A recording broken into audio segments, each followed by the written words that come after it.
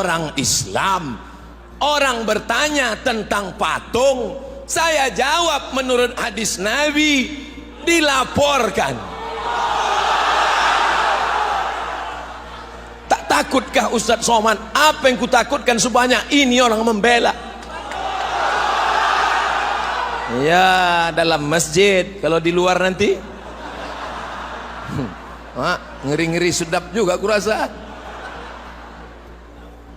Andai Abdul Somad hilang, andai Abdul Somad lenyap, andai Abdul Somad mati, 1000 Abdul Somad akan bangkit dari Sumatera Utara. Saudaraku yang dimuliakan Allah Subhanahu wa taala, oleh sebab itu harmonis ini mesti kita jaga. Semen, kerikil, batu bata, pasir, cat, mereka bekerja sama. Akhirnya berdirilah masjid yang gagah dan perkasa, Masjid Agung Medan Sumatera Utara. Betul? Oh, ini gambar saya ini yang diambil mereka ini, di share kemana-mana ini. Cincin kesayangan, katanya batu mahal warna hijau, tinggal. Apa yang dibawa mati menghadap Allah? Sedekah. Orang mati itu dikubur ditanya, hei mayat, hei jenazah. Saya nunjuk jenazah ini ke bawah. Nanti kalau saya tunjuk, hai jenazah, pas tepat mati pula. Udah kena lapor pula sekali lagi. Nah, besok tak keluar-keluar. Yang lamanya belum selesai, tambah pula lagi. AC, di mana-mana AC itu, AC. Hidup. AC ini dari Korea ini. Ini AC ini dari Korea, tengok mereknya Samsung. Kalau dari Makkah Samsudin. Mohon maaf Pak Samsudin. Nanti itu singgung dilaporkan pula lagi. Payah kali lah ceramah ini. Makin lama kita bercakap nih makin banyak salah, makin lama. Nauzubillah. Semoga Ustadz selalu diberkahi umur yang panjang. Amin. Kalau nanti Ustadz ditangkap, janganlah.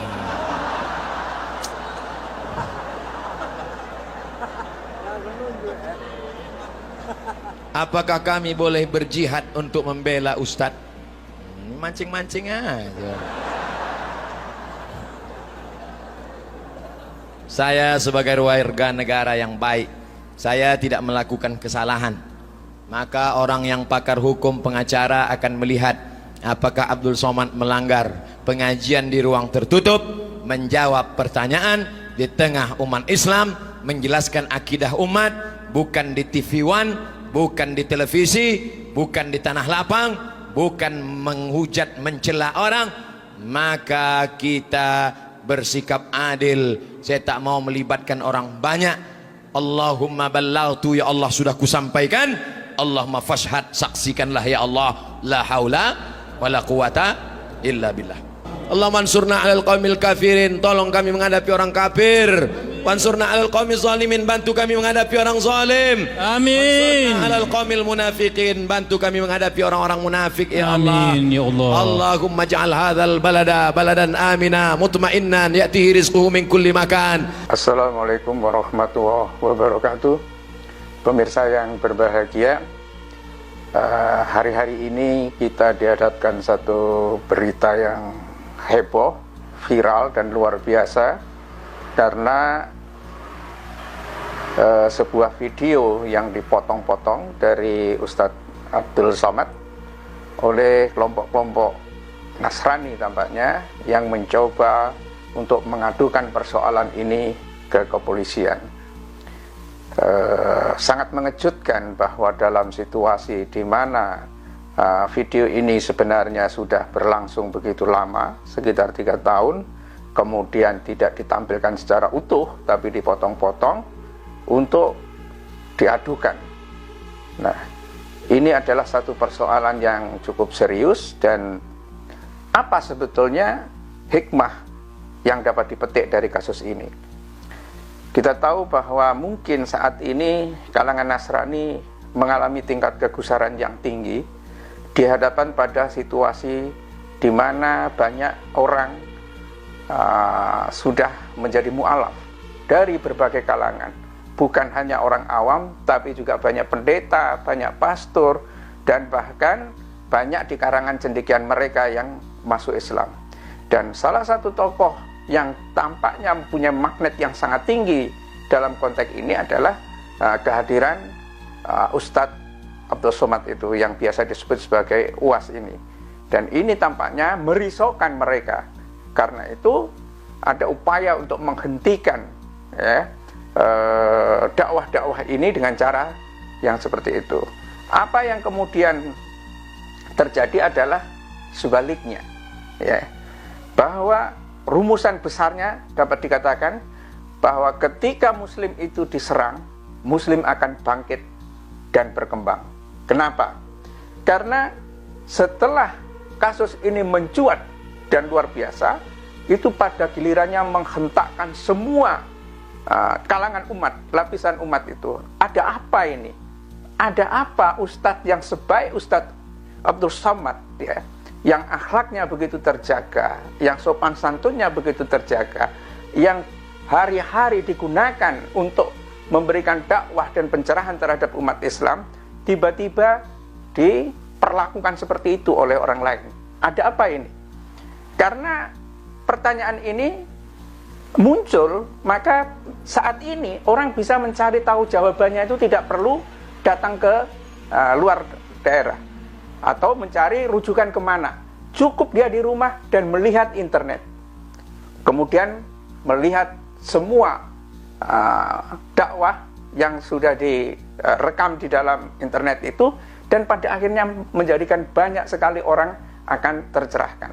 Apa yang mungkin tidak diduga oleh orang Kristen adalah bahwa tindakan mereka yang seperti ini akan melahirkan suatu simpati yang justru luar biasa terhadap Ustadz Abdul Somad itu. Saya menyimak sebuah video dari Ustadz yang mualaf Yahya Waloni, hanya dalam waktu 1 hari diakses sekitar 2 juta viewer. Ini menunjukkan bahwa peristiwa ini benar-benar serius. Dan kalau sudah bergulir seperti ini, apa yang kemudian terjadi? Yang terjadi adalah bahwa orang akan cenderung melakukan pembelaan tentang siapa yang benar. Dan siapa yang melaporkan itu? Kita tidak pernah kenal orang seperti itu. Ya kan? Reputasinya seperti apa? Akhlaknya seperti apa? Mengapa dia melaporkan seperti itu? Maka orang akan melihat latar belakang nilai-nilainya, ajarannya seperti apa.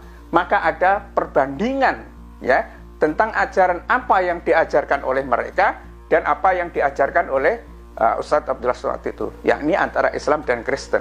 Dan karena itulah ketika sangat menarik saya kira respon yang diberikan oleh Ustadz Yahya Waloni untuk menantang sebuah debat terbuka terhadap siapapun, dari pendeta, dari pastor, secara live. Yang ditunjuk adalah TV One, yang kelihatannya memang di antara TV-TV di Indonesia, TV One masih memegang sedikit etika untuk fair, untuk adil dan agak cukup jujur, sehingga perdebatan ini akan menarik. Dan kita akan lihat siapa sebenarnya pihak yang memang memiliki perilaku dan didasarkan pada ajaran apa. Ketika masyarakat ini sudah berkembang kecerdasannya, kita tahu bahwa umat Islam yang ada di Indonesia, bahkan umat Kristen yang ada di Indonesia, yang memiliki moral yang tinggi, yang tidak terbebani dengan kepentingan persepuluhan dan lain sebagainya, mungkin mereka masih bisa menunjukkan suatu tingkat kejujuran yang cukup memadai untuk memberikan penilaian mana sebetulnya orang-orang yang layak untuk mendapatkan dukungan itu. Karena jangan dikira bahwa setelah terjadinya kasus ini kemudian umat Islam itu malah redam. Tidak. Yang terjadi adalah satu bentuk kebangkitan. Karena apa? Karena kita meyakini bahwa kita sedang berdakwah, memberikan pencerahan kepada umat manusia, umat Islam, dan seterusnya. Kristen harus tahu bahwa ajaran Islam ini adalah ajaran untuk seluruh umat manusia. Jangan dianggap ajaran yang ada di Islam, Al-Quran dan Sunnah setara dengan ajaran yang ada dalam Bible. Salah itu. Bandingkan saja. sangat baik saat ini orang-orang Kristen mempelajari Al-Quran secara penuh supaya tahu tentang mindset orang Islam itu seperti apa, ya. Dan bandingkan kalau orang itu mempelajari mempelajari Bible itu akan menjadi seperti apa. Dalam ajaran Islam tidak ada ayat-ayat yang tentang porno. Dalam ajaran Islam tidak ada orang ya menguji keimanan itu dengan racun. Tidak ada. Menguji keimanan adalah menjalankan apa yang diperintahkan Allah kepada hambanya. Apa itu? Dengan beribadah, dengan menjaga akhlak, ya, dengan menjalin komunikasi yang baik, ya kan? Ini semua terjadi, ya, di dalam mayoritas Islam yang ada di Indonesia yang sekarang terus berkembang dan semakin banyak orang-orang dari Kristen menjadi mu'alaf dan gereja-gereja mulai sepi. Memang kita mungkin bisa memaklumi bahwa ini ada sedikit banyak tingkat kegusaran yang mengganggu. Tetapi memang sebetulnya untuk apa? Ya, untuk apa terganggu? Jika suatu agama itu benar, ya, jika suatu agama itu benar, maka sodorkan saja itu di ajarannya itu seperti apa. Ini jauh akan lebih menarik. Nah, kelihatannya juga ada video yang kelihatannya juga dikelola oleh kelompok Kristen yang sudah siap menanggapi perdebatan yang akan dilakukan secara terbuka. Barangkali ini akan semakin menarik dan semua umat manusia dimanapun berada bisa melakukan studi banding antara ajaran Islam dengan ajaran Kristen itu.